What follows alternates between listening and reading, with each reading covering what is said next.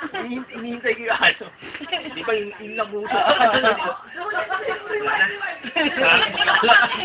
Yung pagpalit mo. Hindi kinain ko yung dalawa. O yung apat na pandesal. Ang pala inahagis ko lang. Inahagis ko lang doon sa mga aso. Kasi ilang blocks yun eh. Pag may dumaan na aso, lalapit. Nagitan ko, tapos paksakan. Tapos may aso lang. Ako may tuta ako ng maliit, nawala. Pumunta pa ako sa mahula.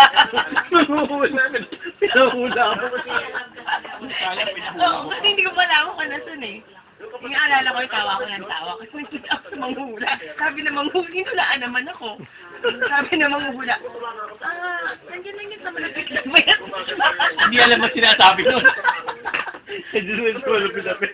Nandiyan lang yun, pero babalik din yun. Talaga, bata pa ako noon. Hindi na to yun. Hindi totoo talaga. Bakit na binayas ko? Ewan, kasi kasama ko, yung tita ko kasi may lig sa manguhula sa father. Ang masama na sabi sa sabi ng manguhula. Ano ba klaseng asong hinahanap mo? Yung kinasali sa atin yun. Medyo maliit ba yun? Una nga doon eh. Yung anak ko, gusto niya. Daddy, gusto daw niya ng pet. Eh, di pinakita sa TV niya. Sabi ko, eh yung dog kinakain sa pilit.